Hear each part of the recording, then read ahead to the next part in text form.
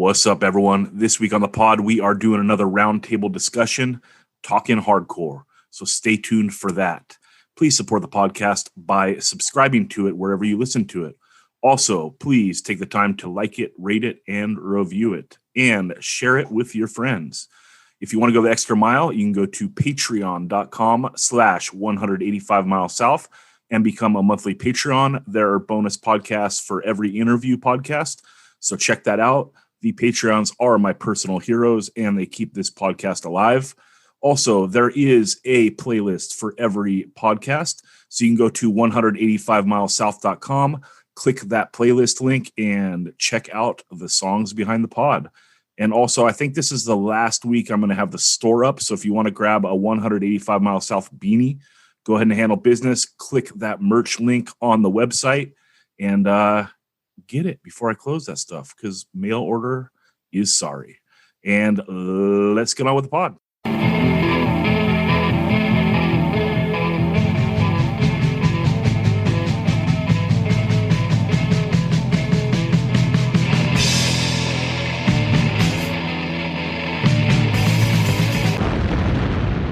"185 Miles South", a hardcore punk rock podcast.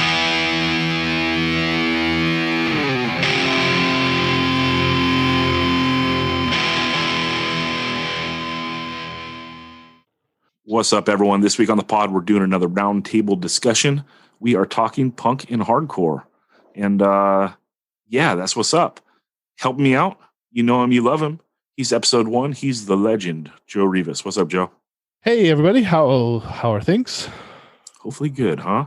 Also helping out, the best dressed man on the pod. It is episode 6, Daniel Sant. What's up, Daniel? Hello. No delay here. Also helping out, the smartest guy on the pod, and a future guest. Episode 180. I dispute that. Episode sometime in the future. It is Ben Edge, a.k.a. Ben Merlis, a.k.a. Bedge. What's up, Ben? What's going on? That's what's up. Appreciate that. All right. We got a bunch of topics this time around. And just for everyone out there, if you want to send us topics, you want to send questions, go ahead and do that. It is 185milessouth@gmail.com. That's the best way to do it. You can hit us up on social media too, but send it to the email is the easiest way for it to get saved. And Ben, you had the first topic, and maybe you want to lay it out there and explain it. Ignorant riffs. What is the origin story of this, and how can music be ignorant? Okay. Do you want to elaborate any more or no? Oh, I was just wondering, like, I started hearing this, people refer to not the lyrics, or they're referring to the music itself as ignorant. Sometime around, I don't know, 10 or 15 years ago.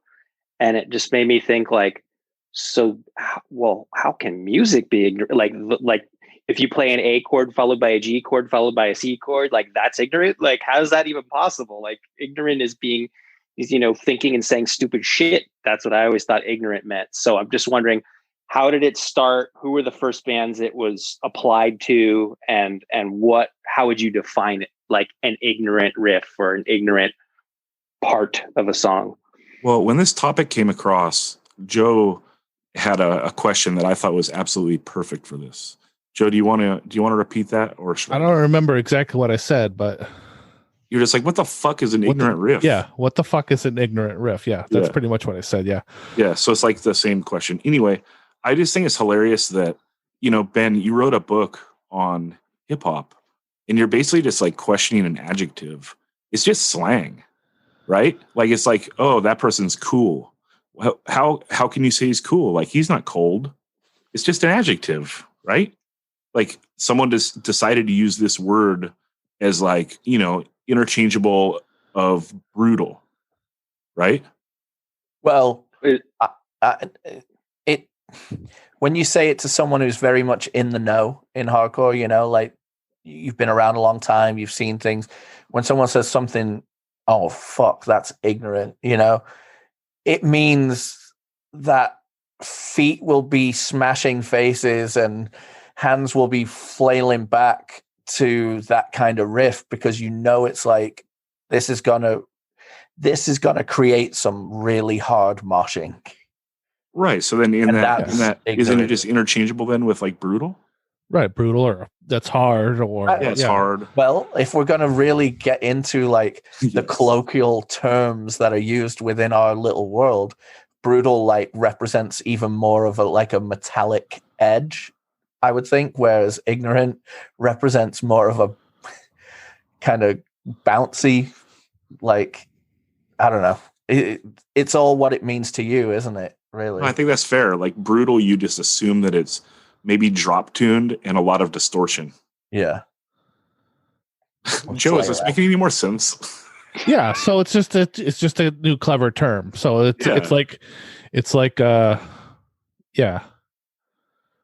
That's what I think. Who is the most ignorant band of all time? Who is actually not an ignorant band? I don't know. That's the interesting question. Retaliate. Isn't retaliate the answer? I don't think we're the top of any list. Have you seen all these 2020 lists? Retaliate's always the answer. Yeah. Thank you, Joe. Appreciate that. Daniel, what do you think? What's the most ignorant band ever? I mean, like if using it in this aspect, it would be like Hatebreed, right? Like they're the band that brought the mosh in every song and like really changed the game. I would say bands that are way more even like a Bulldoze or something like that. That is just like, if you are anywhere on the dance floor where there's room to move, you are being smashed because those riffs and topics, perhaps, where it's all about smashing people and whatnot, can even add on to the ignorant riff with the ignorant vocal, with the ignorant lyrics, perhaps. I mean, I guess that's fair. You're tracing the term back to like basically the origin of beatdown, which like Bulldoze would be considered. So, I mean, that might make sense. Yeah, it literally, it took the Hatebreed model and went, no, we can make this way more about. Bulldoze predates Hatebreed. Yes, but you know what I mean, like, because the fast is not as important, Right, and that is the wild thing about Bulldoze is like they actually have a lot of tempos, but like they go from like slow and then they hit you with slower, and then sometimes they hit you with slower. And then there's but sometimes when we're talking about like these super ignorant riffs, it is literally minimalism in the mosh part. It's taking everything down to the base level of just, just smash, smash, smash. Yeah, you know what I mean? You probably described it like as accurate as possible when you're like, that someone's getting smashed no matter what, no matter who's there. Because it's like a lot of times like a beatdown show will be like, 20 kids in the crowd, but it's like, 6 of them 75-foot horseshoe. Right. It's a giant horseshoe, and like there's definitely someone's in a crowd kill and you're gonna get hurt, like more so than if there was like 50 people moshing. Yes, definitely. And you know when the band is setting up and you see that ESP, you're like, uh-oh. Yeah, you see ESP and a PV head. I'm gonna a crate fucking speaker. And you're like, oh shit. This is gonna be some ignorant riffs. Maybe some mesh shorts thrown in there. Absolutely horrible. Yeah. Well, that's all subjective, Joe. I would, like, I think that like this is my personal opinion, but for like the big mosh bands and like the beatdown bands, like the ones that aren't, super standout, like most bands in that genre are pretty competent. That's true. I will give you that. Right. Where I think that there's other genres where like, there's such a wide spectrum between like the greats and the terrible, Youth Crew being easily able to look at as that, like the difference between a great Youth Crew band and a terrible one is like miles, where like beatdown bands, like, it's pretty close to the middle. Like there's not a lot of standard deviation. Lots of good drummers in that world. That's true. You got to get the double kick drum with the shark cage action. Do they do the shark cage? You know what I'm talking about? The rack that holds The rack. Okay. Yeah. Dude, I always feel like a lot of the Shark beatdown cage. and Igno bands are the ones that have like, yo, my cousin knows this guy who's a good drummer, and he's just like some Juilliard dude that they just roped in, like, play this, make it sound more Neanderthal, and you can flourish on other parts of the song. Right, but that guy's stoked. This, It was like either play in that like band that can play shows and have dudes mosh, or playing a Metallica cover band. Oh yeah, there's no disrespect to go into this genre. It fills up lots of my record collection. Yeah. And wear this basketball jersey that has an area code on it. Yeah, I love basketball jerseys. Basketball jerseys and tank tops, like, they look good on every body type, in my opinion. You can be like a giant fat guy. You can be like a buff dude. You can be a skinny person. Like, everybody looks good. So bring it back. What's up? Bedge, do you feel like we've hashed out this topic enough, or do you have more you want to riff on? No, I feel like ignorant riffs are well represented. All right. Awesome.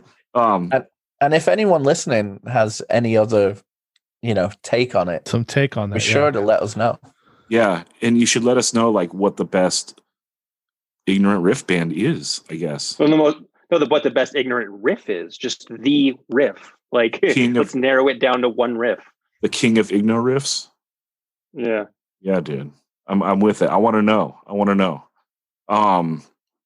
Okay. Well, making a hard right turn to something else. It's another band topic. He was asking, do bands like TSOL, Adolescents, and the Zero Boys, who occupy the gray area between hardcore and punk, do they deserve their own genre description? And Ben, let me shoot it to you because I got to go close my windows. Okay, so I'm actually working on an article right now about this very topic with Daniel Weitzman, who wrote for Flipside in the early 80s as Shredder, and he co-wrote the book Hardcore California, which came out in 1983. He was a published author at the age of either 16 or 17. So he's got a lot of years on me, but he loves the idea that most of these bands were like 1978 to 81 California bands. Zero Boys obviously influenced by that stuff. The idea that these bands, they kind of deserve their own genre designation. Like, they don't, like, hardcore kids look at them and they go, oh, those are punk bands. And then punk people look at them and they go, oh, those are hardcore bands. Like we don't want to claim them. And like, I think that they have like their own sort of, there are musical similarities between these bands to the point where I think like it's totally warranted to put them in the same box. And so, I came up with the term 1.5 because punk equals 1, hardcore equals 2, and these are the bands in between, like 1.5ers. And so, it's like basically the problem that we're coming up with, we're talking about the history of a lot of these bands and how they kind of spread out throughout the United States and Canada, DOA and Canadian Subhumans being two of them as well. But like, the hardest thing to do is to try to figure out what the line would be between punk and this genre. 1.5 is what we're calling it. And then the line between 1.5 and hardcore. Like, where does one begin and the other one end? Like, obviously it gives us we have a greater area we now have a third category to throw bands into, but then we also have we have two more borders that we've created in doing so. So I don't know what you guys' take on it is. Do you think it's like a stupid idea and like all these bands should just be considered punk or hardcore and like, let's call it a day, or if there's anything like, worthy of, creating new terminology for all this? Well, Daniel, jump in. Yeah, what I would say is it's always been a sliding scale, right? Many of the bands that we classify now potentially as being punk were hardcore at the time, termed hardcore, and it, as this thing of ours evolves and moves on, the subcategories within sometimes blend. It's almost like when people are putting animals into subcategories and whatnot, like an amphibian. I thought you were just saying red meat, white meat. Hey, go vegetarian, people. Yes. And it's just a sliding scale thing where at the time TSOL was, hardcore, but it was attracting punks, weirdos, new romantics, goths, because of the reference points and the makeup and just, they were the big thing too, that lots of people were coming around to go see. I think it is a really interesting question, but would these bands at the time have aligned themselves as being the same at the time? They may have thought they were very different from each other. You know what I mean? Well, compared to the first wave of, like, let's say Los Angeles punk rock, like, it is hardcore punk for sure, right? Like, it's edgier, more aggressive. The crowds are more aggressive. The shows, from all reporting, are more aggressive. Yeah. But if you look at some of the stuff, like, the TSOL, the self-titled is like 81. The Zero Boys LP is 82. I know they have 7 inches that predate that. Comparing them, the Adolescents, I think, is 81. The first, the Blue LP. So if you're looking at those in the context of, like, are these punk bands, or are they hardcore bands? It's 1981. Well, the Minor Threat put out both their 7 inches in 81. So, like, if you're looking at a national level and comparing these bands sonically versus Minor Threat, Minor Threat is a faster band, and, like, that's kind of how I differentiate. Like, they have a faster beat. It's faster than, like, going, like, the more mid-tempo drivey beat. That's like the punk mid-tempo, like the Black Flag, the Ramones, whatever you want to say. And then you have the Bad Brains, The Roar comes out in 82, I believe. So 81, 82, like, these bands are playing fucking fast, compared to the bands that have been brought up in this topic that are playing still, like, aggressive, still hard, but more of a mid-tempo. Yeah, but if you would see the difference between for example, a Clash or a Sex Pistols, right, playing and it being a lot more of what would be traditionally like a rock and roll band, but they are punk and they are changing things and they are kids that have no business being on stage compared to what was professional musicianship at the day, and that's what made punk, then it turns around and you look, a couple of years later, and TSOL are, like, aggressively in the face of the crowd and things like that. So it is a more hardcore approach than what went before, but obviously what's going on elsewhere can be faster. It doesn't mean that it has necessarily more aggression. Yeah, I think it's a style thing too. These 1.5 bands were trying to say that they have the humor and the wit of punk and the aggression of what would become hardcore, but they also have the melody and the musicality of punk, and they also have the vocals aren't as screamed, the drum beats are more medium fast. They just fall right in the middle. And there's so much of it that falls right in the middle that, like, it's not like we created this genre to describe 3 bands. We're coming up with a list that's probably 75 to 100 records deep already. We're like, anytime we think of something, we write it down. And there's stuff like Naked Ray Gun that falls outside of that 78 to 81 window. Like, they're after that, but they would still be in line with the kind of 1.5, like, too hardcore to be punk, not hardcore enough to be hardcore type of, middle class, no pun intended. So I mean, I could read you off a million names like Marginal Man and Reagan Youth. Like, think about Reagan Youth. They put out that album in '84. Agnostic Front, Victim in Pain, same city, same year, same puts show, out that album, same shows, like total world of difference. We would say Reagan Youth would be a 1.5 band and Agnostic Front would be a hardcore band. Or like, think about the Wasted by Black Flag, and then the Circle Jerks cover that song, 2 years later, and they play it, twice as fast and shave 9 seconds off of a song that was already 49 seconds long. And it's like, there's the difference between 1.5 and hardcore right there.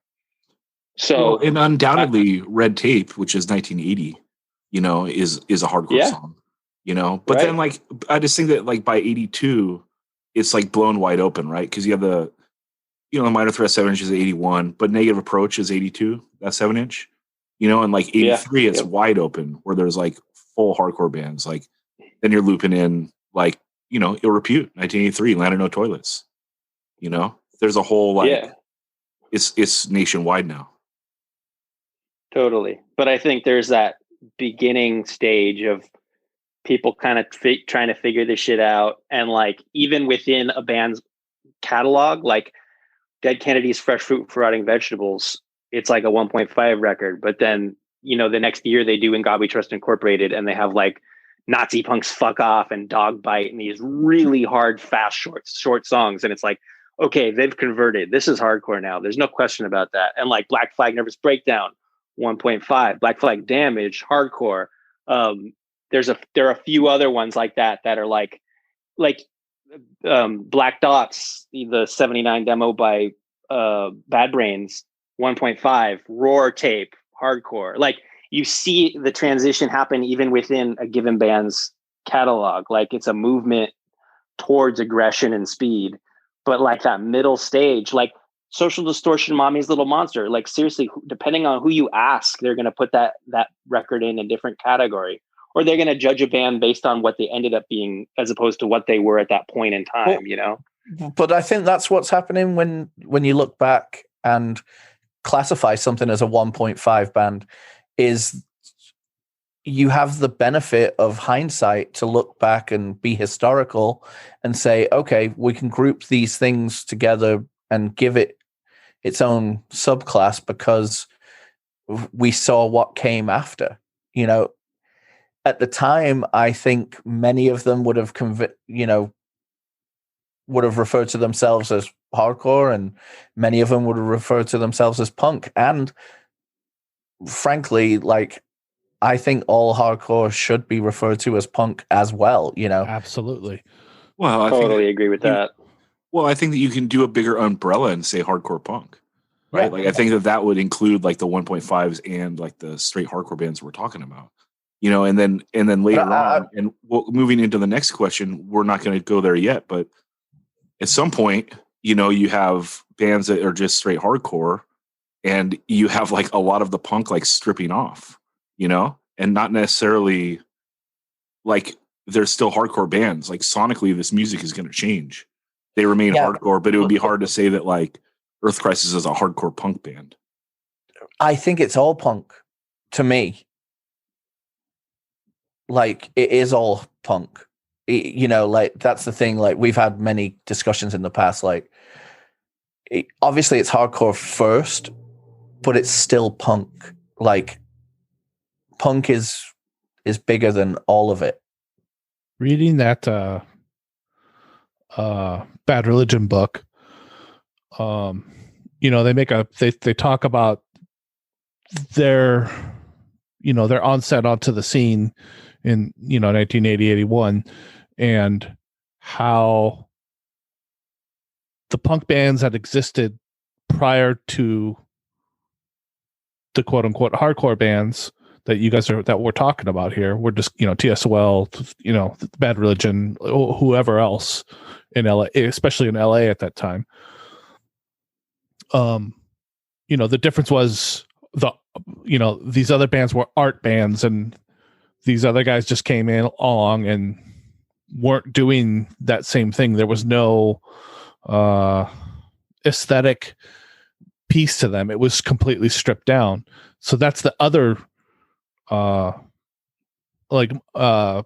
piece that we're not talking about. We're talking about fast music and we're talking about these other things, but the other thing is missing is that hardcore bands don't have that, the glitz and glitter stuff that was going on in punk rock at that time.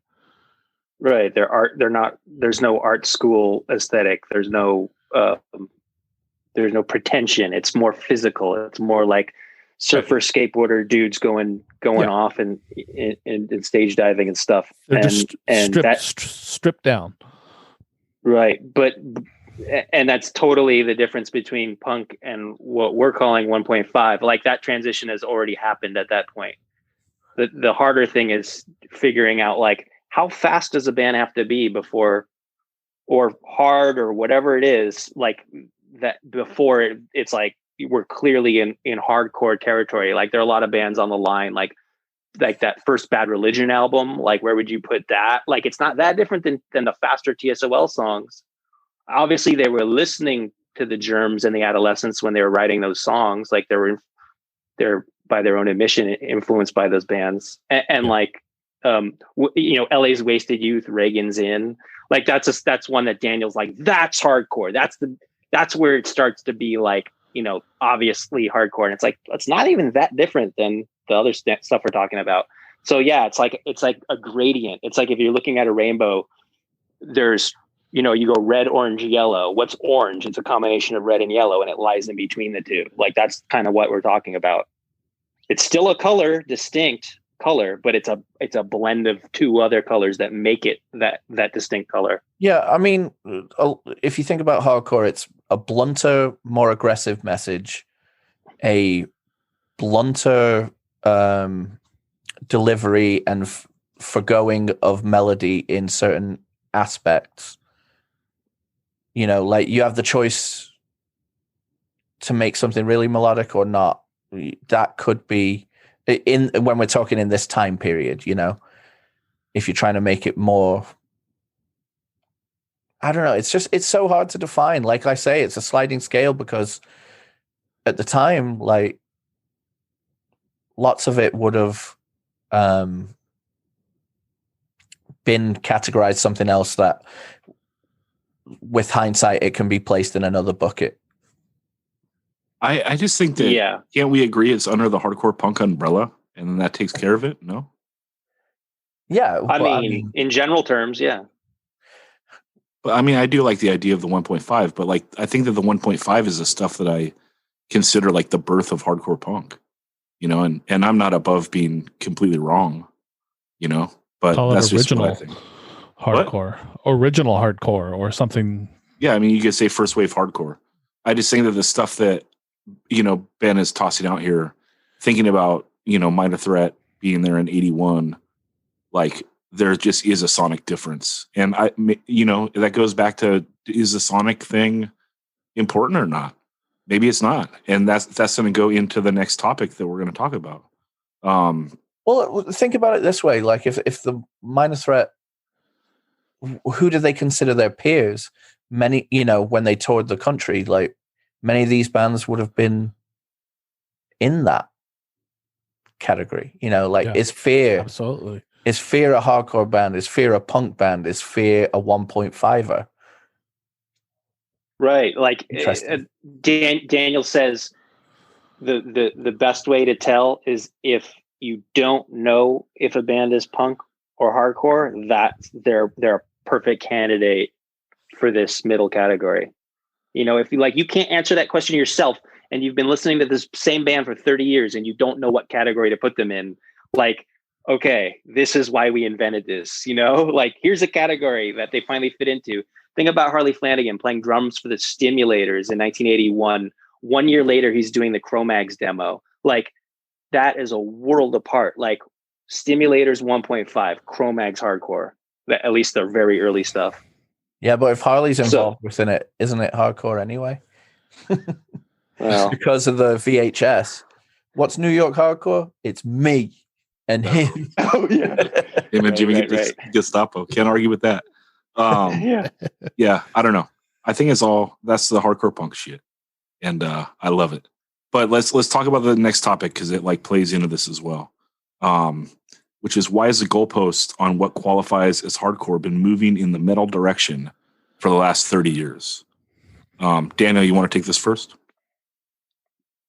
It goes back to the sliding scale thing. It's just a constant evolving, moving, throbbing, pulsating thing is hardcore. Like it builds off of what came before. So if something comes out and it captures a lot of attention and people get into it, they can't help but be influenced by it to go one step further and do something like that. And then, there's also pushback where things return to the roots. Like there's bands that sound like Minor Threat that are forming today, but there's also bands that sound like referential of a 90s metallic hardcore band. And then there's bands that are straight up creating their own version of whatever they assume hardcore to be, and it is going to have a metal tinge to it, or it could perhaps be this. I just think when hardcore, it almost touches on the Igno topic that we started with, when there's almost like a competitive streak running through hardcore, that when you're influenced by something and you want to make it the most like boiled down version of something that you've been influenced by. So if something you were influenced by was pretty metallic edged, then whatever you come up with and you're boiling what you really loved about it down, then it will be super metal. And then the next thing will be influenced off of what you did and like magnify that even more. So that's probably why it's going in that direction as a whole, sound wise. But I don't think the entire thing is bands are being more and more like that. I just think there's lots more bands, and then the pushes to the edge are going further and further. Like some hardcore stuff is being very D-beat and crust influenced and going really hard in that direction. Some of it's going really hard and stretching the boundaries on the metal side, and then some is going on the most basic, like fast pissed, thrashed out hardcore. Like, so I don't think it's necessarily all going in a metal direction. I just think that if you hear something that is insanely metal, it's going to make you think like, well, is this still hardcore? If your sensibility is more on a Minor Threat level, Right. Well, the boundaries are going to get pushed, right? As time moves forward. And so if you start to think about like how things progress in the 80s, there aren't that many bands that can put out very similar records multiple times and have them all be awesome. Like if your name is not Poison Idea, right? Like they're like the only ones that can do it, So inevitably, if you're going to try to get harder than the stuff that is your contemporaries or what's going on right then, it might go in a more metal direction because like metal stuff sounds hard and tough, right? Or it could go in the faster direction. And so you see a lot of bands that go, crossover in metal, like around the 86 time, and probably trace that to like AF Cause for Alarm. I'll talk about that in a second. But you also have like a couple years later, the Infest and the Crossed Out and these bands like that just go full in on like speed, right? Just like, let's write the fastest, most insane shit you can ever do. Right. Yeah. And right now there's a lot of bands that are picking up UK 82 as an influence, and riding hard on that. Hardcore is full of trends too. You're going to notice if you don't like metal, and this is directed to Ben, if you don't like metallic hardcore, you're going to notice that there's lots of metallic hardcore bands out there that are getting a lot of attention because you don't consider that as much hardcore because of your sensibility. But it doesn't, I just think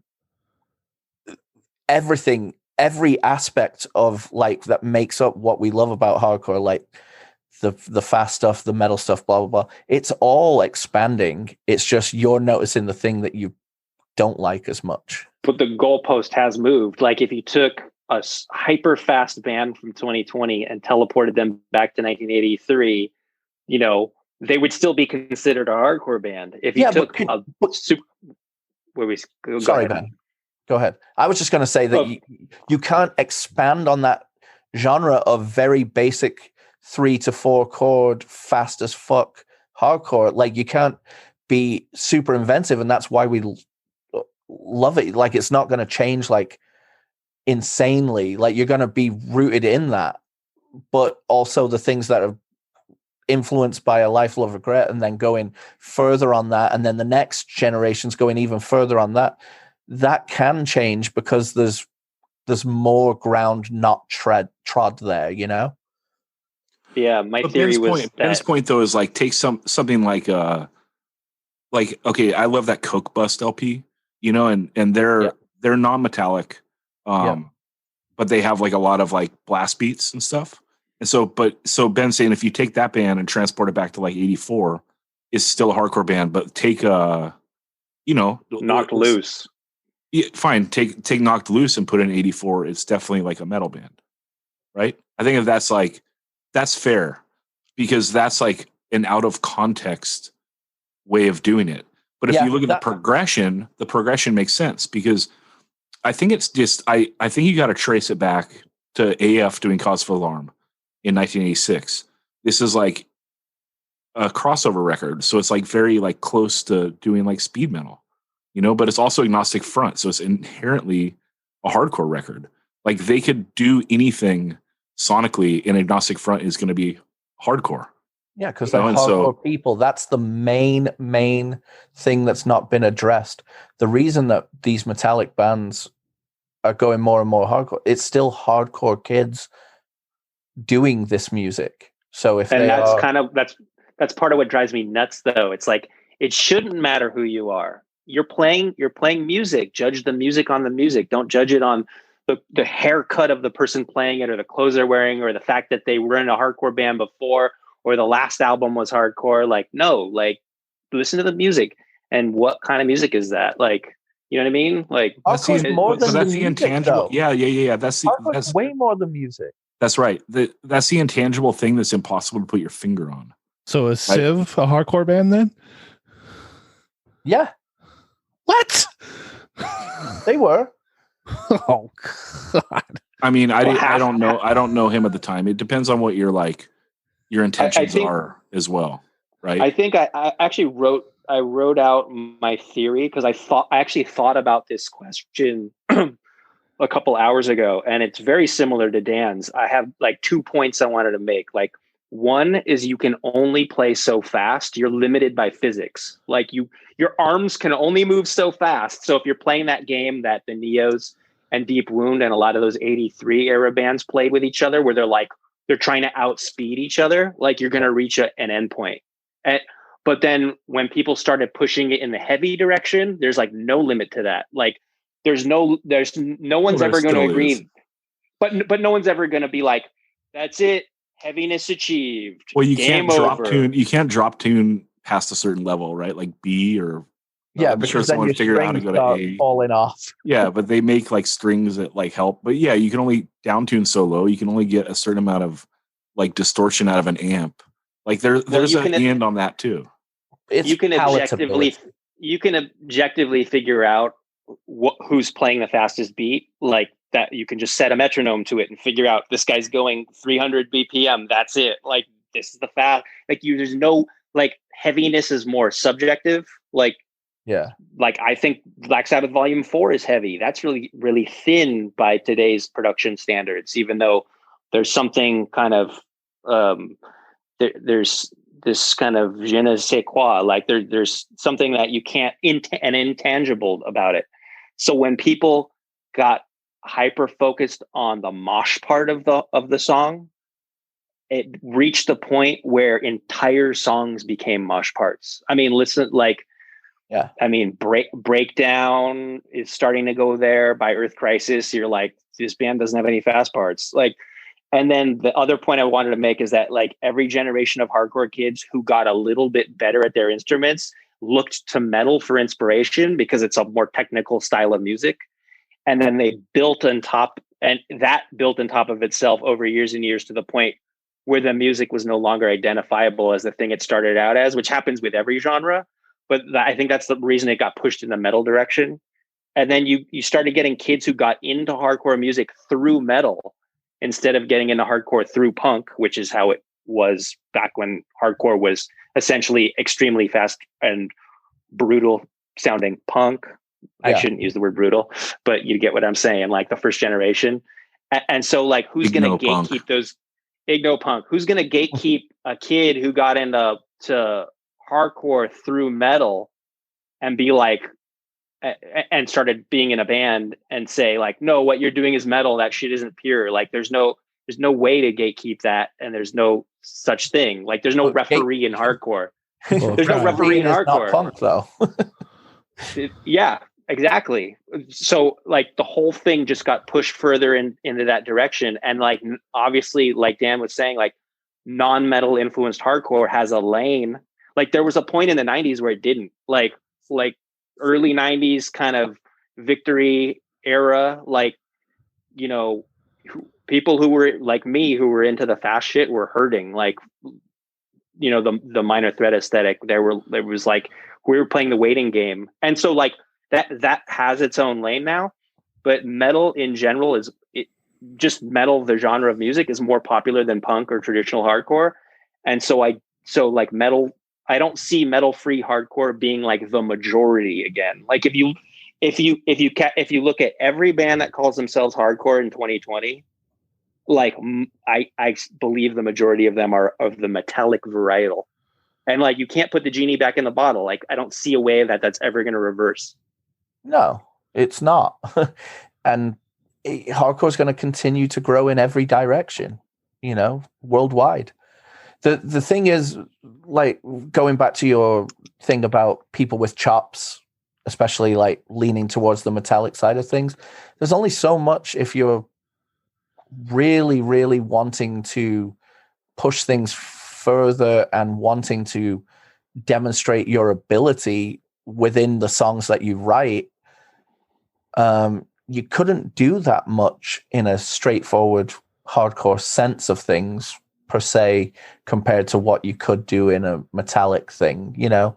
That's why there's so many great guitar players in the kind of crossover genre, because their heart bleeds pure hardcore, but they can shred. Shout out Greg. Right. Totally. You know? Yep. Everyone wants to be Rocky George there. Yeah. So, well, that's the other thing though, is like with, you know, if you want to prove your chops in metal, like good luck. It's been like that stuff's there. You can really like carve out a niche if you move away from it. You know, I'm saying that's why the crossover genre is so that lane, you know? Yeah, I think that's fair. But I mean, you have a band like the One Step Closer band, right? Like that band's really talented, and they're putting a lot of, you know, tricks and unique stuff into relatively straightforward hardcore songs. Well, like Tragedy. Well, yeah, that too. You know? Yeah. Tragedy is a great example of being really creative and having chops and like carving out a niche, like away from metal. Like it's there. Yeah, of course. And also like damn heavy. Yeah, they're heavy. That's true. I mean, they're drop tuned. But I think that like these modern times are like the best time for hardcore, period. Like depending on what you like, there's stuff for you. Like multiple bands will like satisfy all your itches. Yeah, absolutely. Well, I think that's what's fantastic about being able to look back and have these really nerdy questions that we're putting up, because we're not like seriously trying to solve the chicken or the egg debate, you know. It's more just like these are interesting conversations because we're so spoiled with so many genres and so many great bands that we can look at these things on an empirical sense and be like, okay, so why is this happening and what is the reason behind it? And, you know, it just offers up ways to, for lack of a better term, intellectualize punk and hardcore, because it is such a wonderful thing to talk about. Yeah, I mean, and it all just boils down to that Bedge hates metal, and he's pissed off that he missed Instead by about 6 months. He's Ronnie Little. And Ronnie Little is just sat behind him, like poking him, like, "Hey, say this next."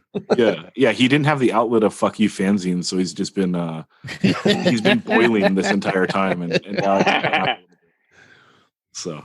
But yeah, I mean, Ben, if you think about, you did a great list on the end of the 2020 episode, back when we did that, and your list for the year was like 30 fucking bands, right? So it's like the good guys won. Hardcore rules now. Well, there was some metallic shit in there too. I mentioned Mind Force and Take Offense.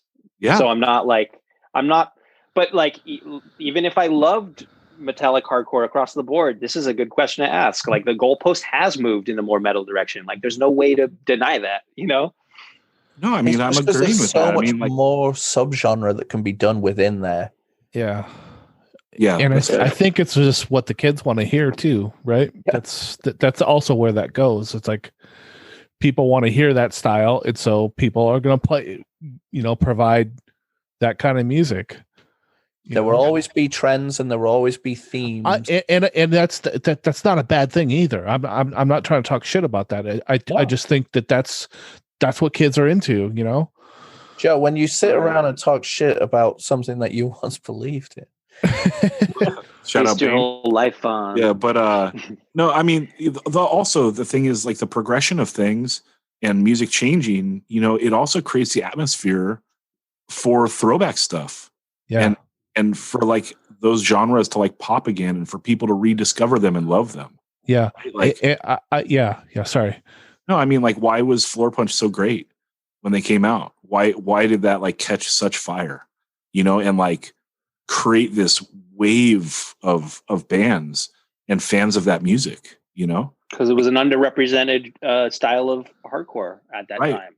But it wouldn't have been so big if there was like, 8 bands playing that genre the whole way through from like 91 until 95. There's also one extra little intangible that we choose not to look at because it goes against the very thing that we talk about as being punk and hardcore. But if a band full of popular kids does popular kids within the scene does a band, it's gonna be liked.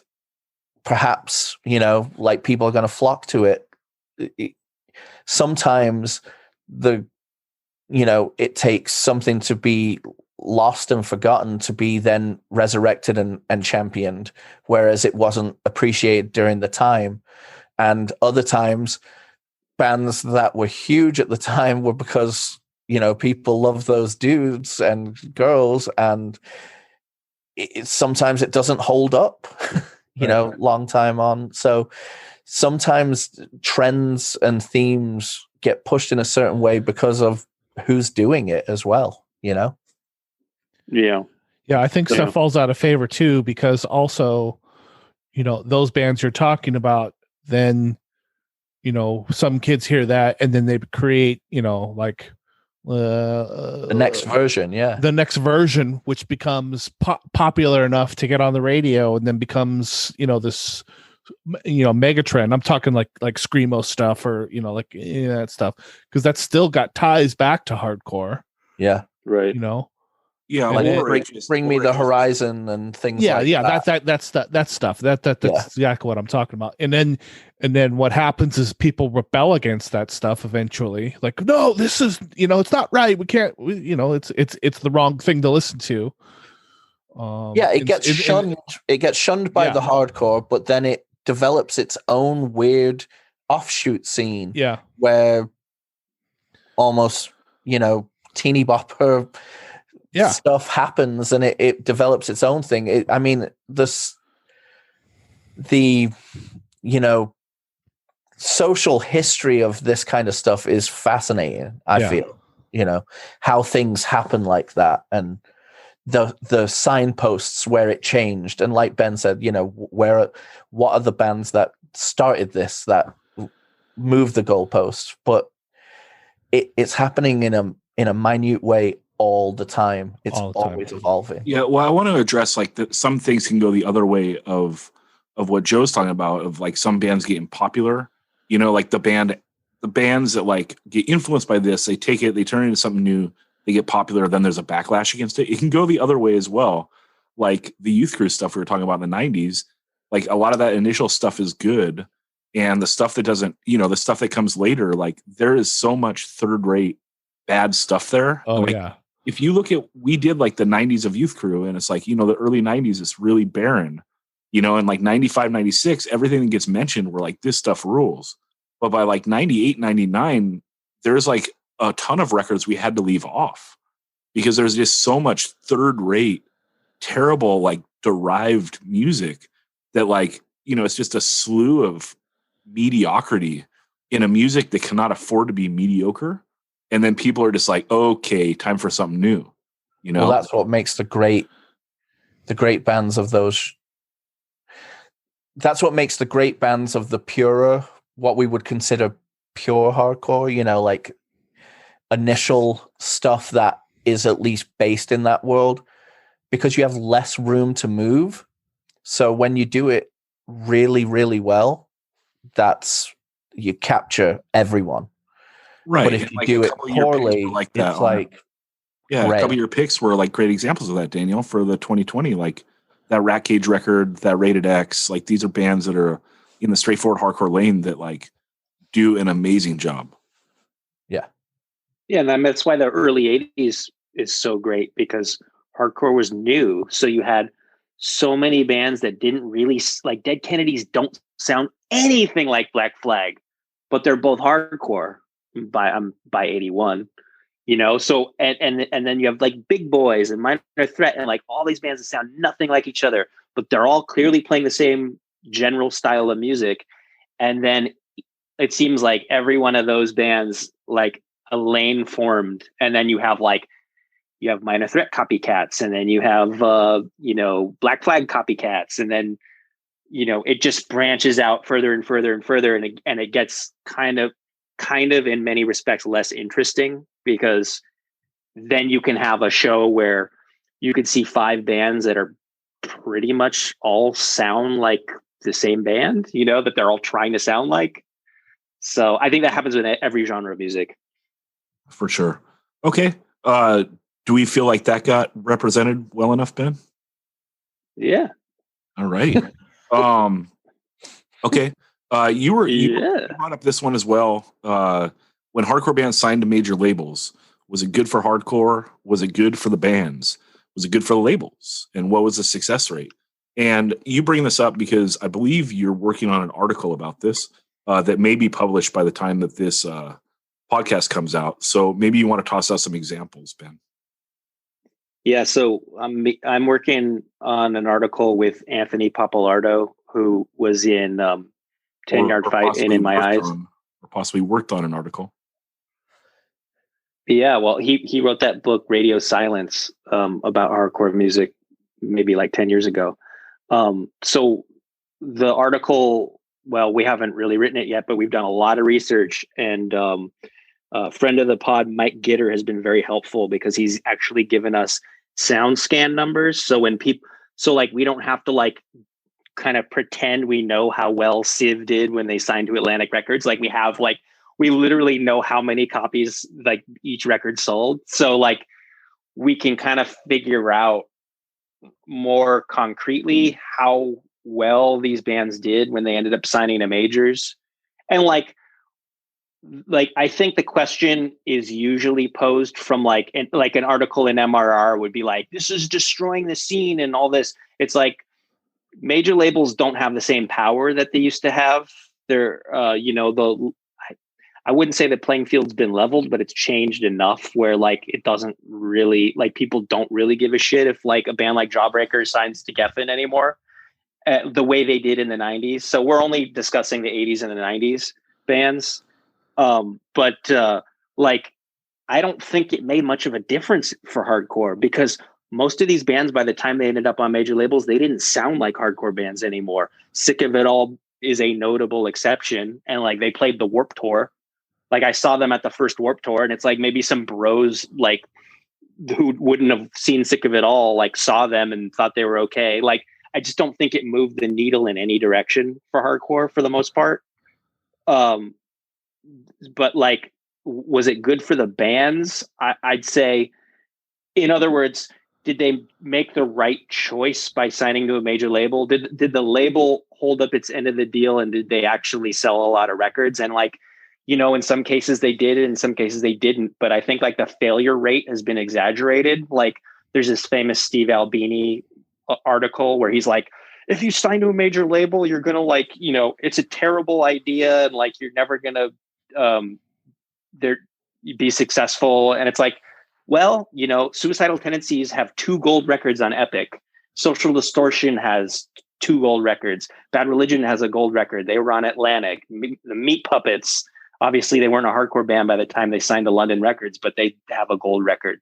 And like a lot of mid-tier bands like Husker Du and Quicksand and Biohazard did really well too.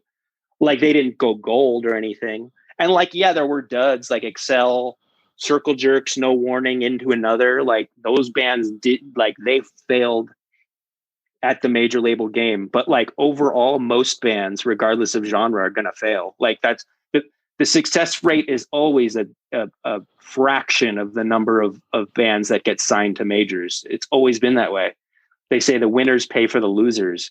So like these labels, like by 91 or 92, they were like looking for the next Nirvana. So like all these punk and hardcore bands got scooped up, and they never found the next Nirvana. Like, I can't think of any band that did as well as them, but like some of these bands did do pretty well.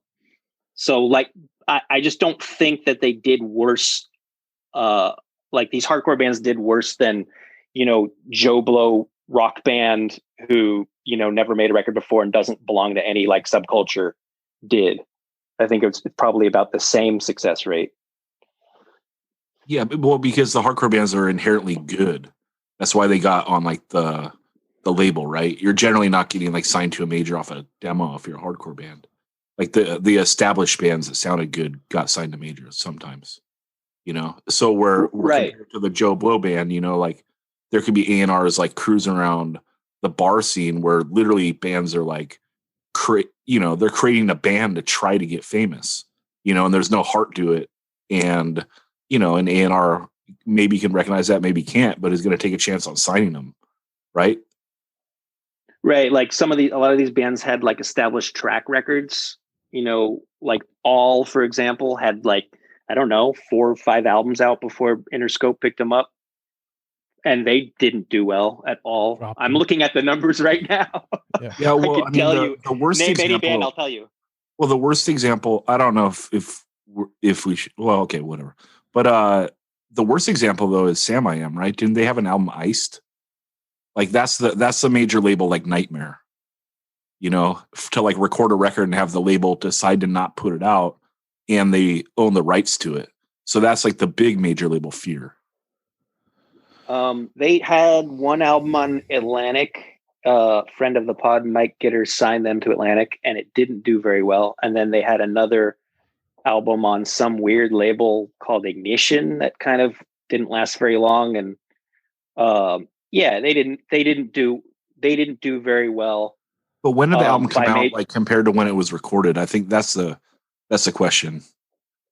But like again, I couldn't like. We don't need to answer a question that we don't have an answer for. But the thing is, I just remember them being like the scary worst case scenario. Like they get signed to a major, the major controls your music, and they decide to not put the record out.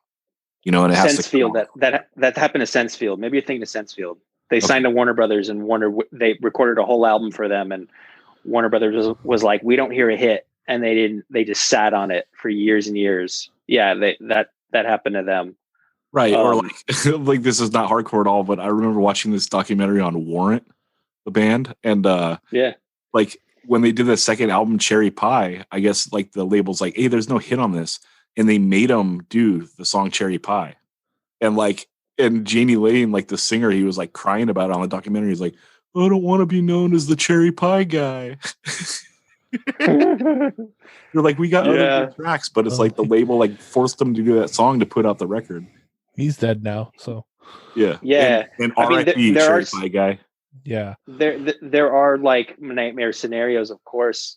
but there are also scenarios like Husker Du who were like, we're not going to sign to Warner Brothers unless in the contract it says you can't fuck with our music. We create everything. We have 100% creative control. We determine what our record covers look like, everything. And it's like, Warner was like, okay, like fine. And so, it's not like you go in there with your hands tied. So everyone has had different experiences with this. But I read this article in Punk Planet from 20 years ago, and it's almost like they intentionally picked bands that had horrible situations happen to them on major labels to prove a point, as opposed to just be like, let's just think of every band from the scene. They had a point. Yeah, but like, let's try to be a little bit objective about this and just think of every band. They didn't have the time to be objective. They felt their scene was under attack by this happening, because it's a very different time than looking back at it now and going, well, things blah blah blah. At the time, like Jawbreaker signing to a major and things like that were mega bum outs to those, other hardworking bands in the scene, where it's like, okay, well, now you're gonna get access to all of this stuff, but you're going to lose the access to these small rooms now, because not tons of people are going to go with you. And then it's interesting, like, Sick of It All never changed who they were.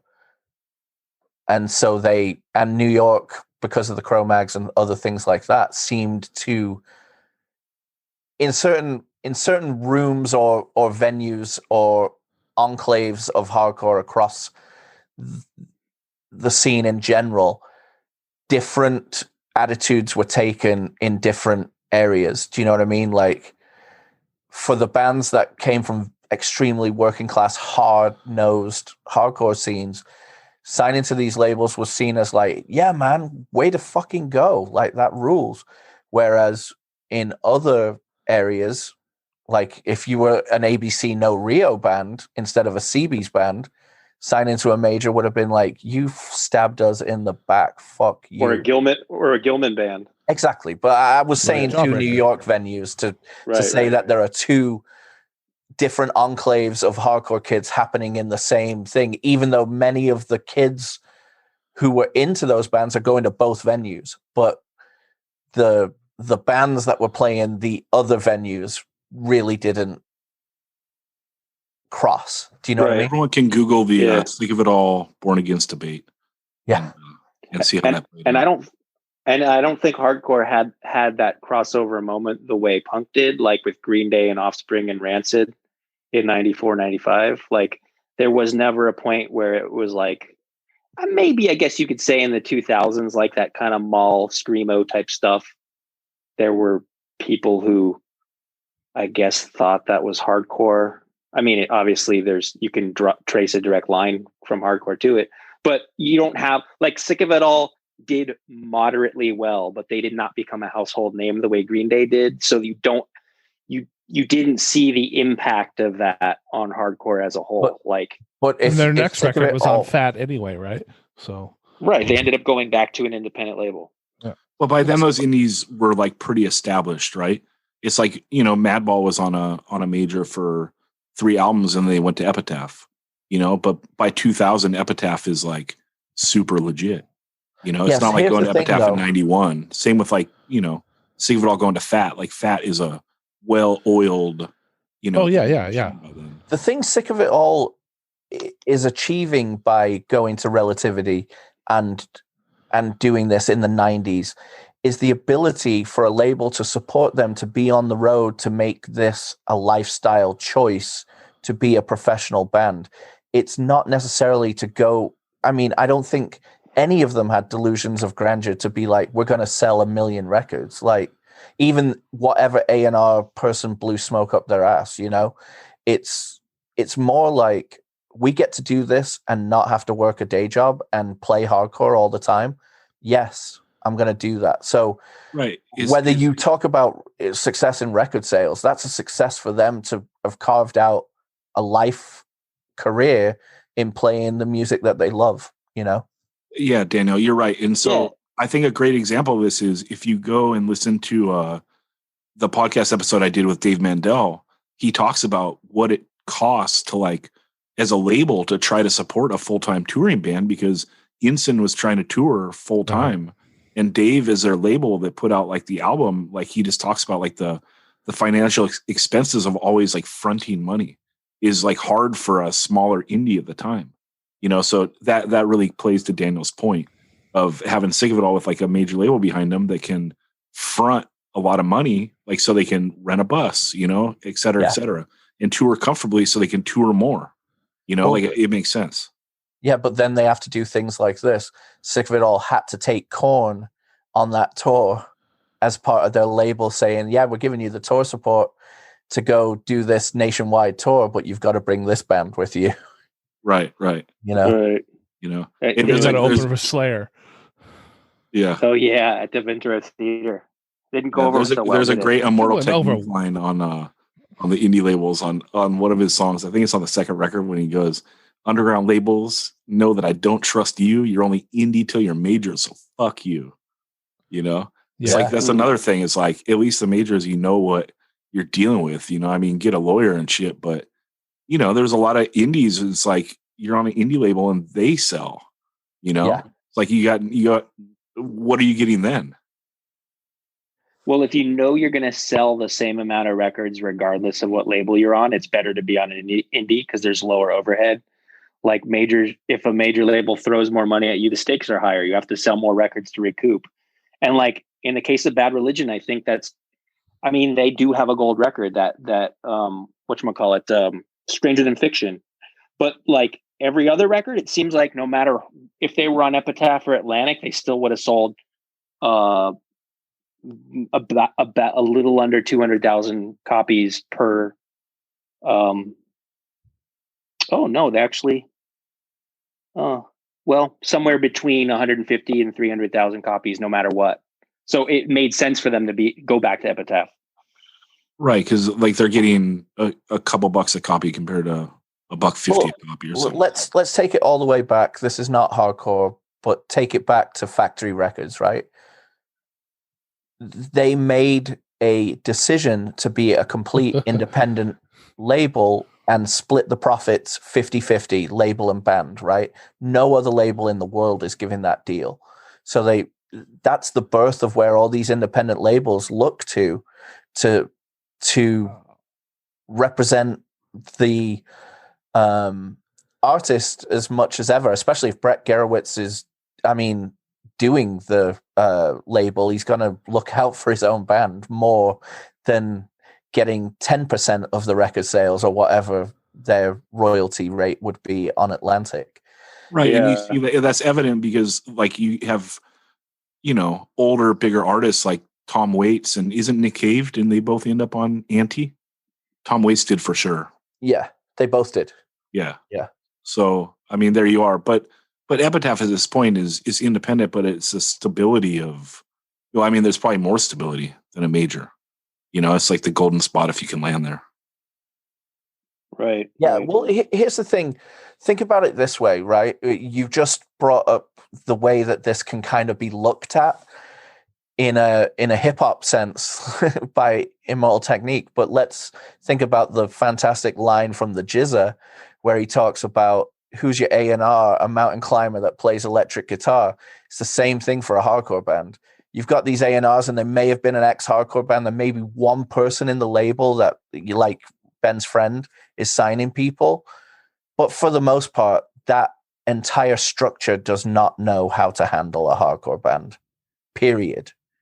It's not the world of hardcore. The intangibles cannot be transmitted. So in essence, they're all doing themselves a disservice by going there, except for the thing that we said about being able to, there are a few bands that are able to access the rooms that built them still by doing that. There are many others that switched off that tap the minute they did sign that. Like, no, you can't come back. You can't play for us. Or even if you try to, we're not coming to the show.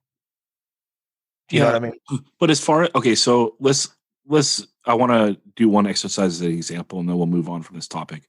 But Madball puts out Set It Off in what, 94 and 94, 95, one of those. What's 94. The difference if Madball puts out their record on Century Media versus they put it out on Victory? Like, does the popularity of the band change? Do the album sales change? What? Because they're a band that they played a lot, like locally, I believe, but I think that they did one US tour off that record, and I don't know how many times they went to Europe. But I don't think the popularity changes much, does it?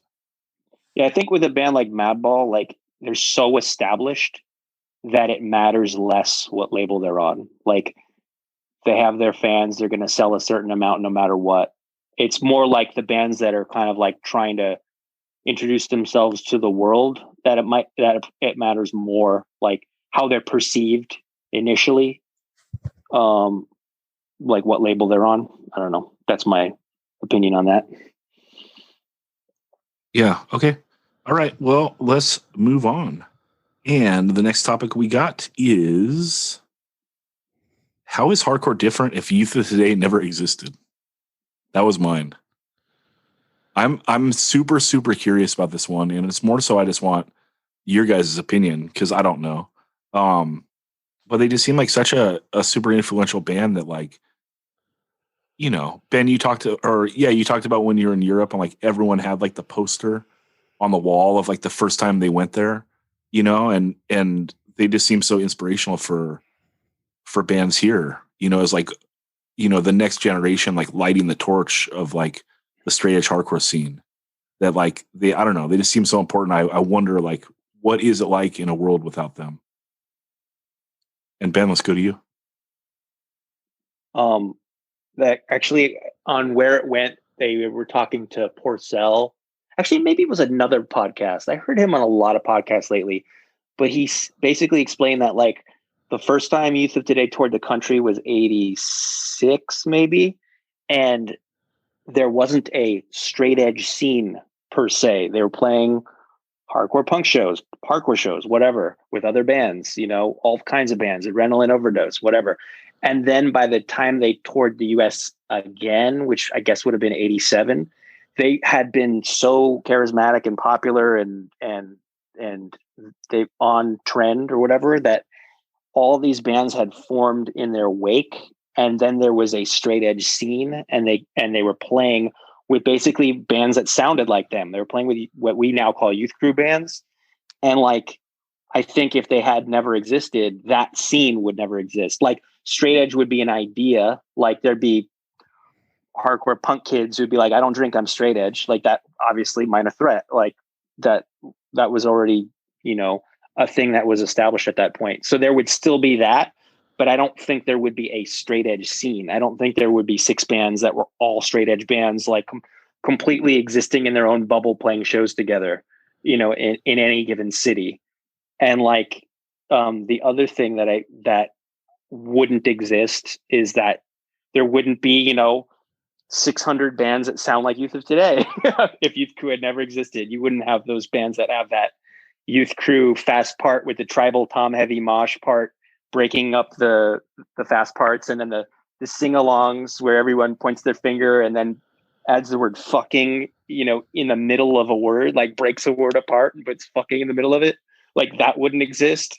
So you have like the whole early rev sound would be gone or just wouldn't exist. And then the straight edge scene wouldn't exist.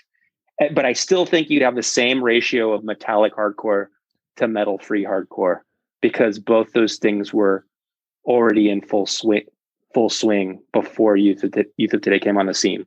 Like the crossover thing was already happening. Okay, but then to follow up your thought before we go back and get Dan and Joe's original thought on that, does a band like Earth Crisis get to thrive if there's not that well-established like straight edge scene already? No, I don't think they would. So then inherently, like, do you not have that whole like metal explosion? Like, is everything different? Like, just not only taking away that, like, you know, there's no Judge, obviously, because they started they're inspired like by feelings on a Youth of the Day tour, You know, like you don't have them. You have Project X probably. But like, yeah, do you not have the stuff that comes after like that? I don't know. It's really interesting to think about. Dan, what do you think on this initially? The question of what would hardcore be like without them? Yes. I mean, it's impossible to say, but I mean, I agree with the pathway of the reason. Let's break this down initially. The reason that they are so influential and reverential is the fact that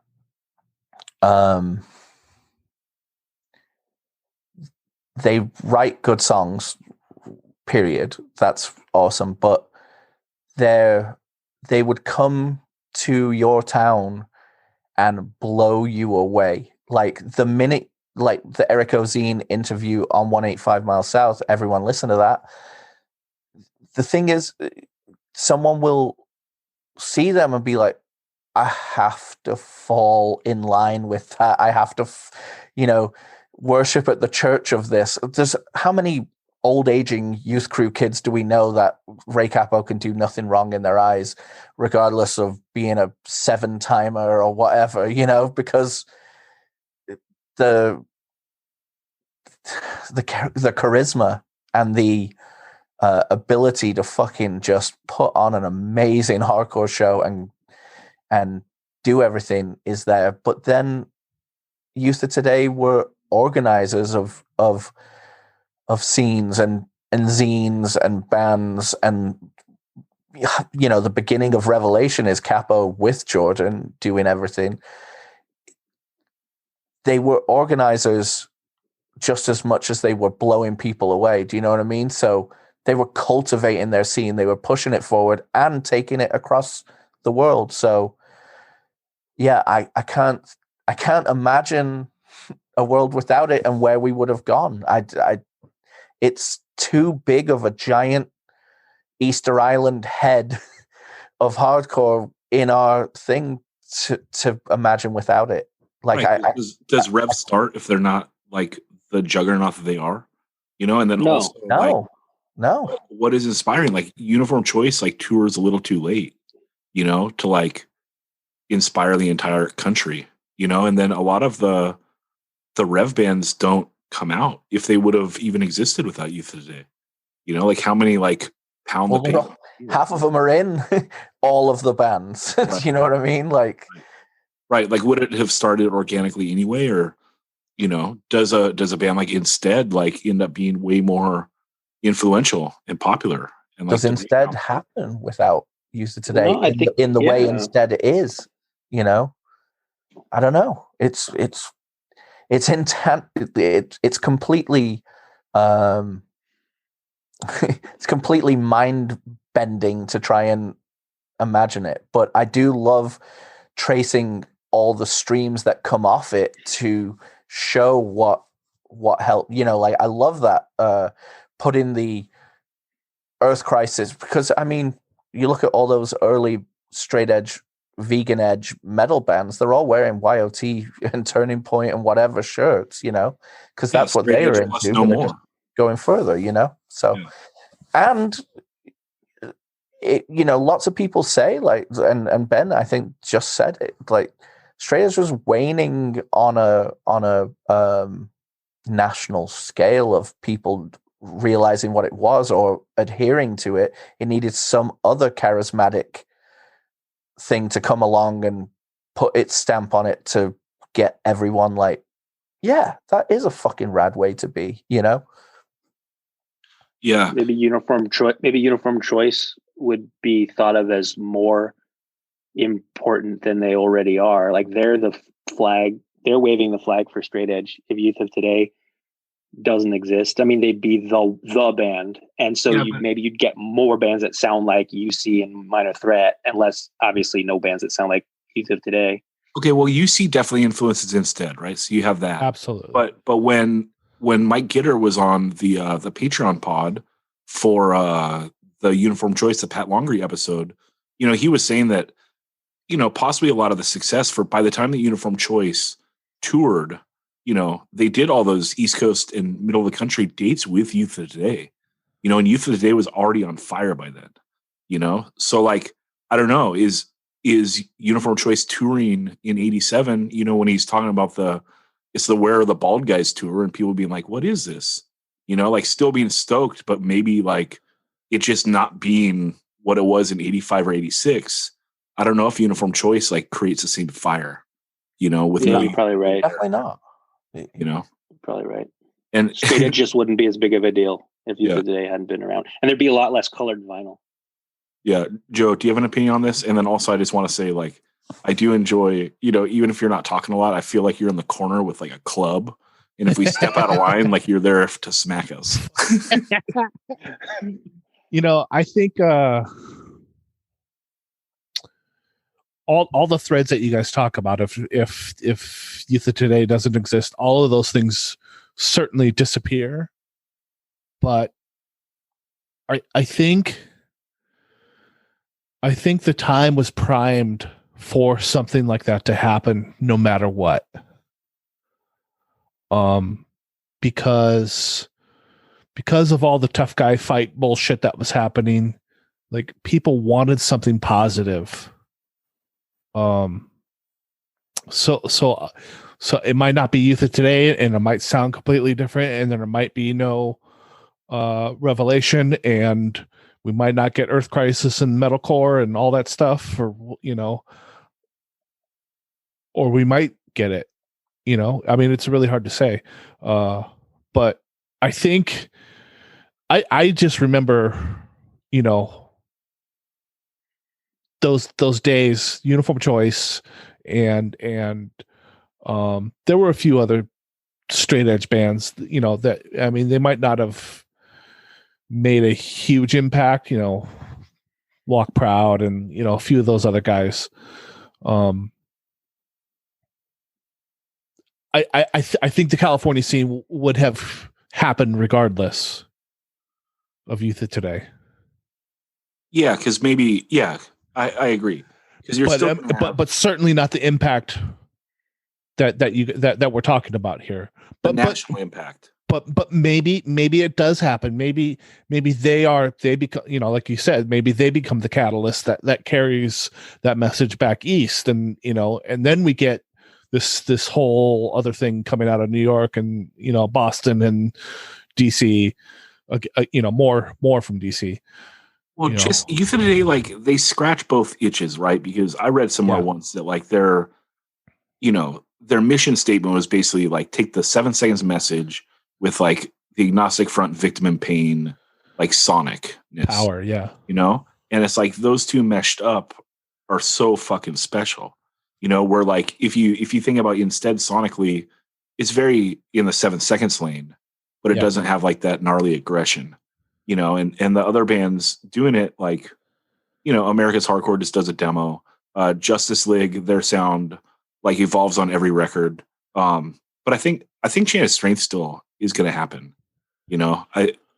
Regardless of Youth Today. Ben, what do you think about that? Because Chain of Strength is going to come out off of UC and instead, right? I don't think they would have sounded the way they ended up sounding, but there would have those guys were already playing in bands, so they would have, let's say they all played in a band together, and they probably wouldn't be called Chain of Strength, Youth of Today. I don't know. Like it just, they are absolutely a rev band. Like obviously they're influenced by other things too, like Boston and DC, but they are a rev band, so their sound would have been different. Those guys still would have been playing in bands in the Inland Empire, and still would have been making, I believe, very good records. But it wouldn't be what it ended up being. Okay, I think that this has been touched on, and this is just so fascinating because, there's big early ones you can do. Like, what if Minor Threat never existed? What if Batteries never existed? What if Ramones, Sex Pistols, whatever? But this one's just so weird because it's later. It's like it's 8 years after 77. They have a global footprint. Yeah, I mean, like, yeah, and we're just basically talking in American terms. I brushed initially on the European thing, but like we don't really have that perspective.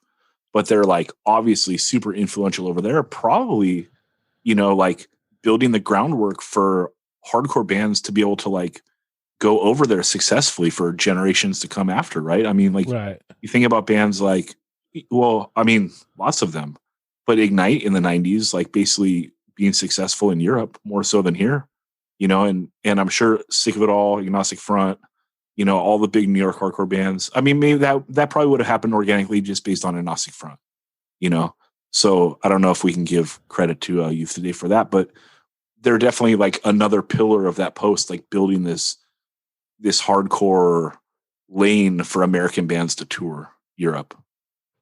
Yeah, they're the second most influential straight edge band ever. Yeah, I think that's totally fair. Okay, let's go on to the next one. This one's hard, and I don't have an answer.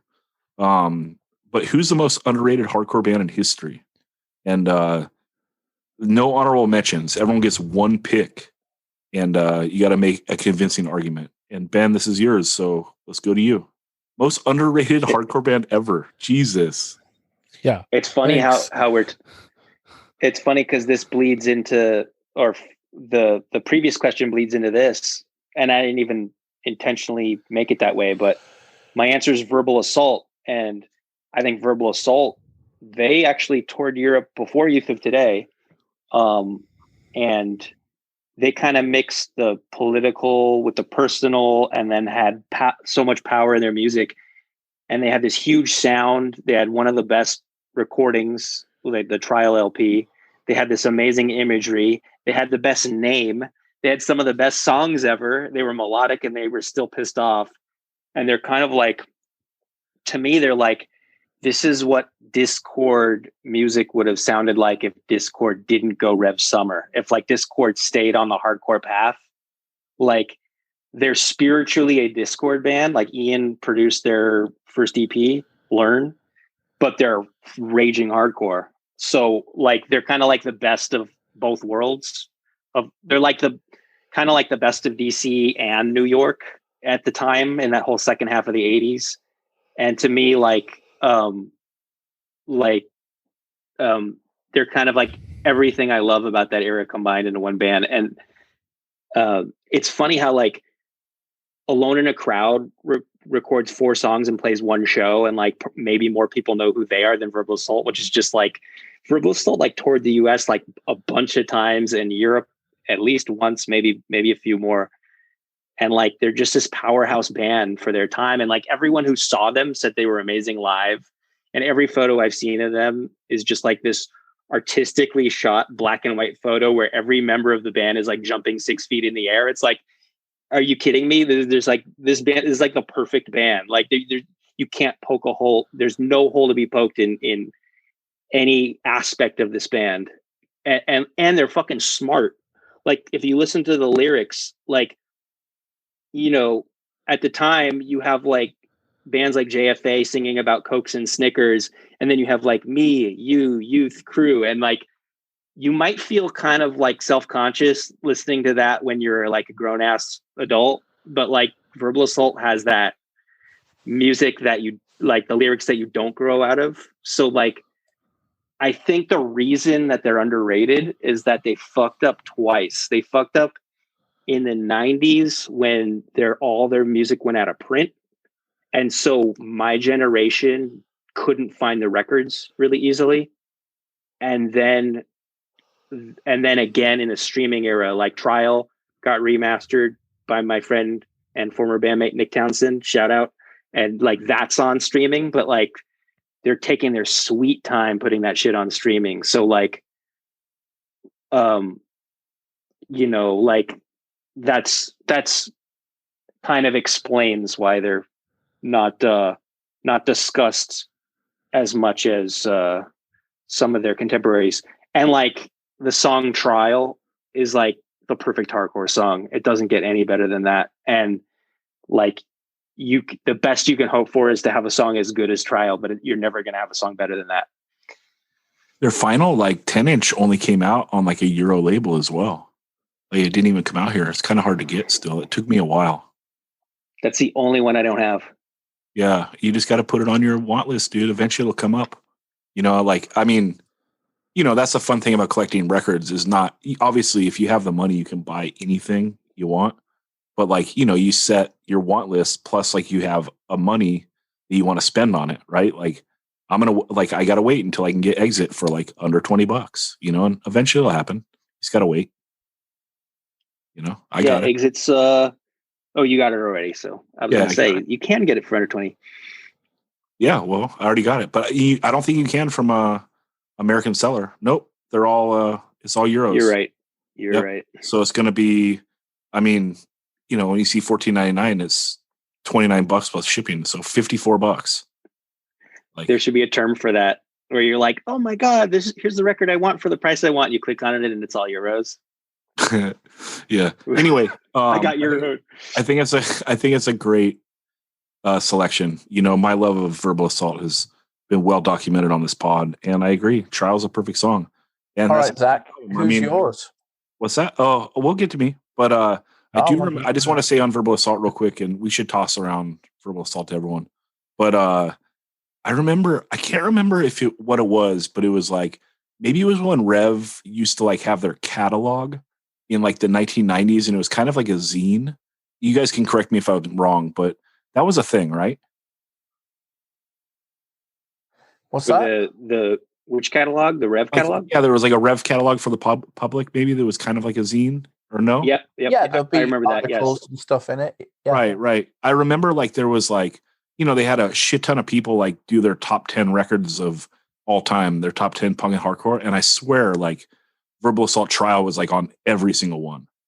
You know, it's just like it's a universally loved album from like the people that know what's up. But like for some reason it just didn't like break out beyond that. I don't know why. Daniel, how do you feel about this? Just out of print. It was out of print for so long. Exactly. It was never on CD to the power of many other hardcore records, while CDs were the go-to listening to thing for lots of gateway people coming into hardcore, you know? Yeah. And maybe it didn't miss me because, you know, I guess someone told me it was good, and it was like relatively easy to find on vinyl for a long, long time, you know? So like if you do the vinyl thing, like this was available, but yeah, you're right. It didn't have like a big CD release. Mm-hmm. It was on CD, but the CD was long out of print too. I remember finding it. Oh, that's what you're saying. Okay. Yeah. Yeah. Joe, do you love this band? Yeah, I mean, I remember them. I don't know if that helps. You ever see them? You ever see them play? No. Okay. All right, Daniel, what is yours? Oh, see, I was trying to get you to go next. Okay. All right, Joe, what is yours?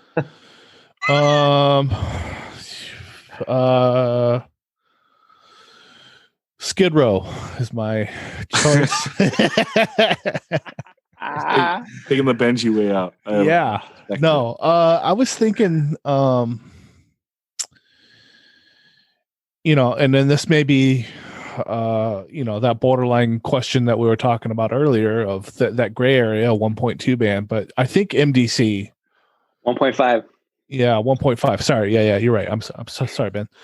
I think MDC deserves a whole lot more credit than they get. Because of the political tilt to a lot of the lyrics. I mean, there was a bunch of junk too. But you know, they also had they're the first band I can think of that sang about, you know, being a vegetarian and being vegan, you know, in the early 80s. I mean, I know Crass was doing a little bit as well, but I wasn't really tuned into them until much later. But,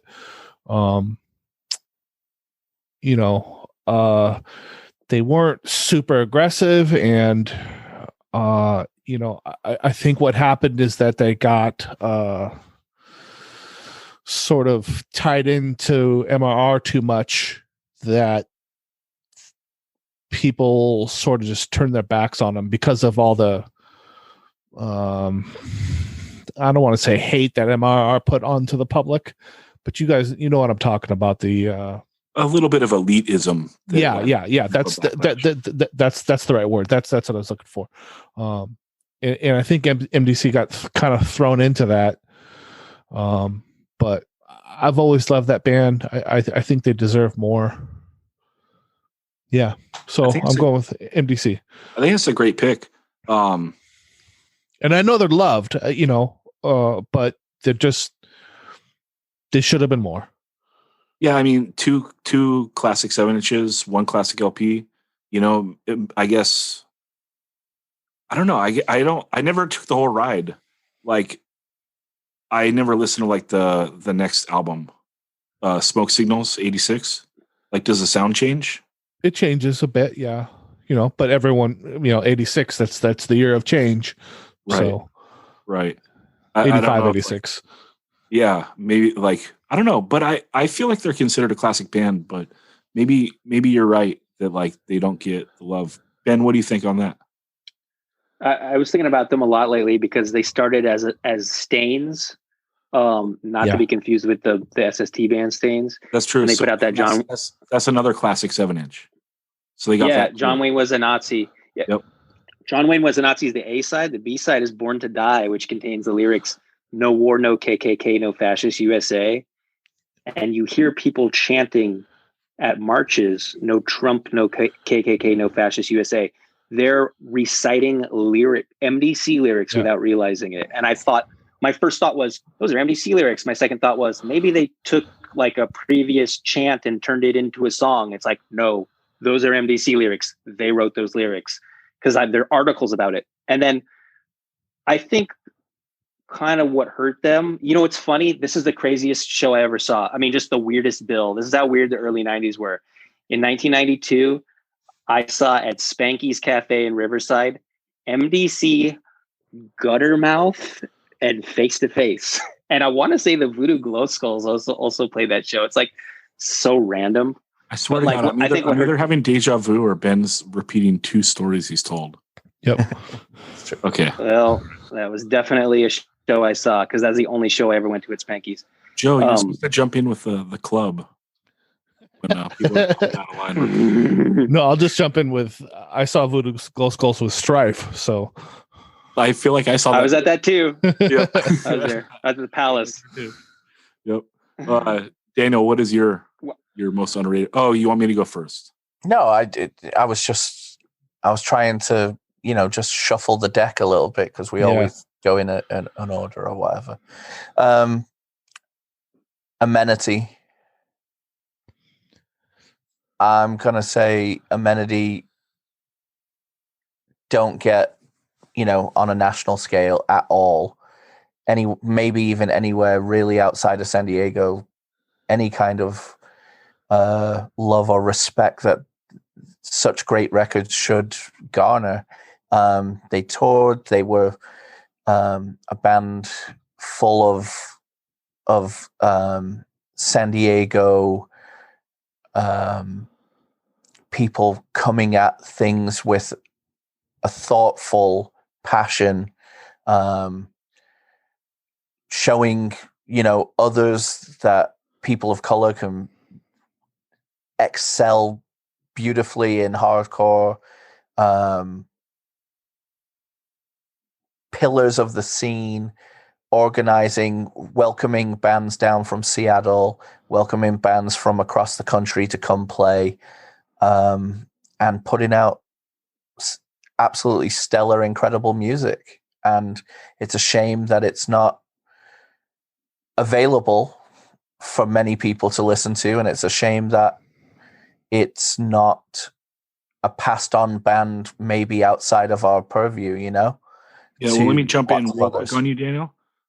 Just so everyone that wants to listen to them, they do it right for like bands that their stuff went out of print. So you can download the whole discography on Bandcamp for free.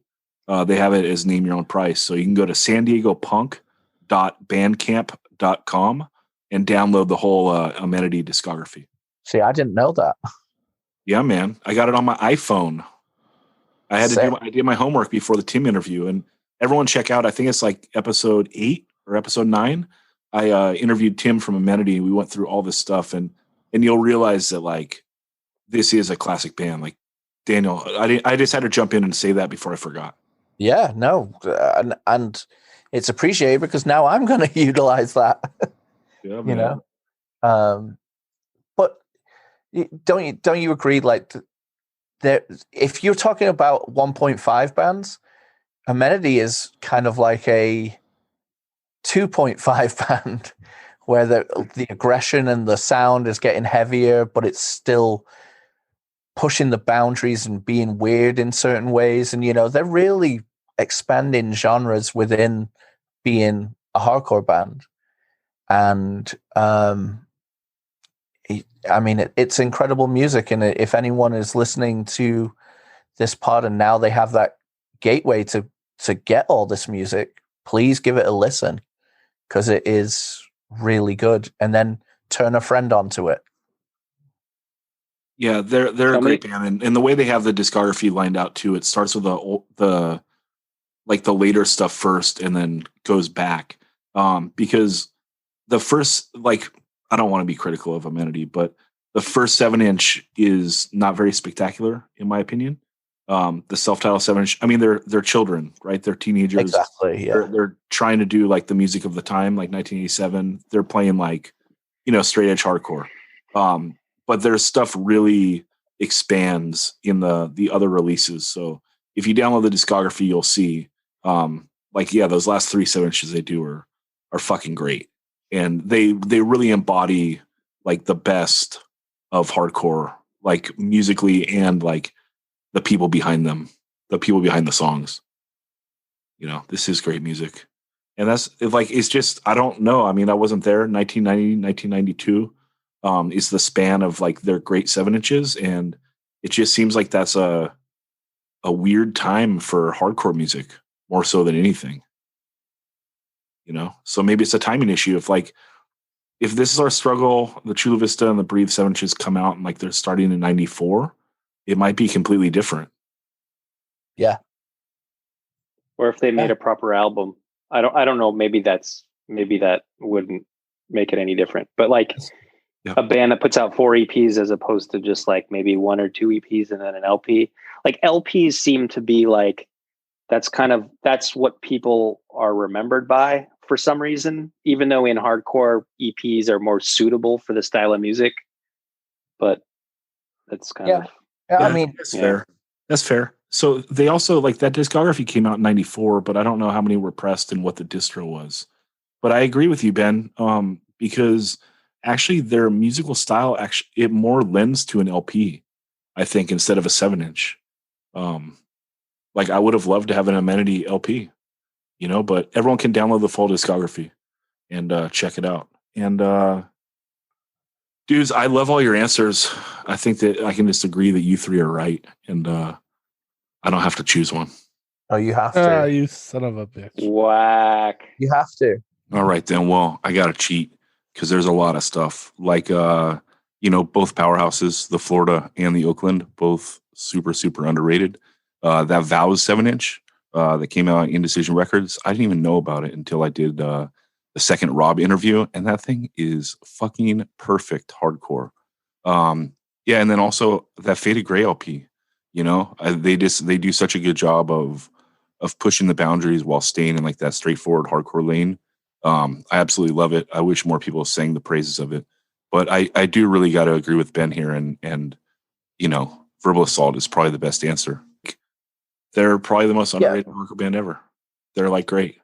Yeah, because of the breadth of work plus the amount of effort they put out to be everywhere and do everything.